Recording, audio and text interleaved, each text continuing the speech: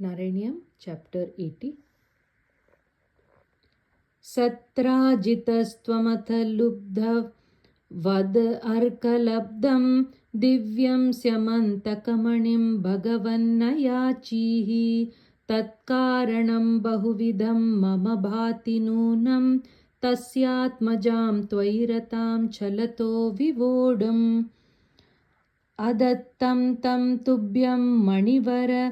मनेनाल्पमनसा प्रसेनस्तद्भ्राता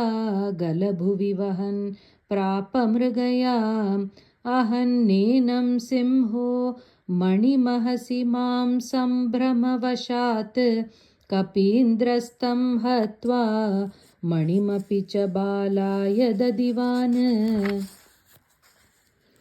शशंसु सत्राजिद्गिरमनुजनास्त्वां मणिहरं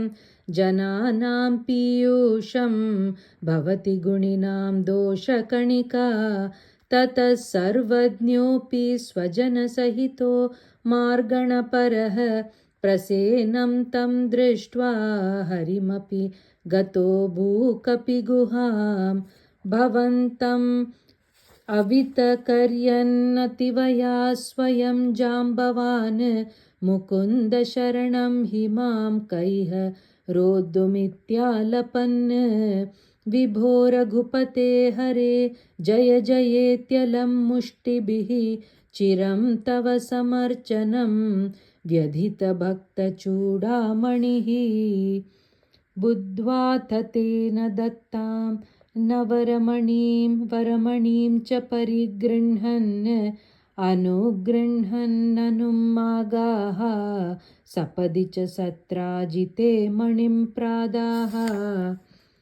तदनु स खलु व्रीडालोलो विलोलविलोचनां दुहितरमहो धीमान् भामां गिरैव परार्पिताम् अदितमणिना तुभ्यं लभ्यं समेत्य भवानपि प्रमुदितमनास्तस्यै वादान्मणिं गहनाशयः व्रीडाकुलां रमयति त्वयि सत्यभामां कौन्तेयदाह कथयाथ कुरून् प्रयाथे हि गान्धिनेयकृतवर्म गिरा निपात्य सत्राजितं शतधनुर्मणिमाजहार शोकात् कुरून् उपगताम् अवलोक्य कान्तां हत्वा द्रुतं शतधनुं समहर्षयस्तां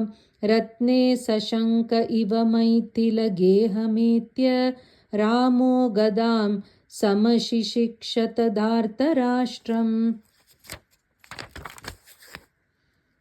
अक्रूर एष भगवन् भवदिच्छयैव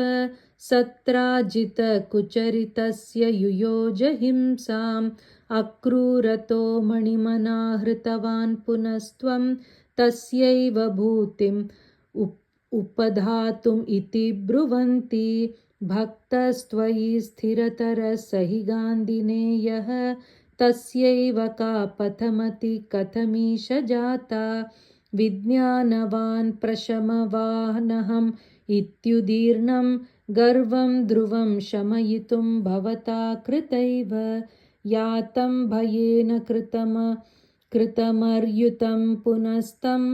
आहूय तद्विनिहितं च मणिं प्रकाश्य तत्रैव सुव्रतधरे विनिधाय तुष्यन् भामाकुचान्तशयन पवनेशपायाः नारायण अखिलगुरो भगवन्नमस्ते।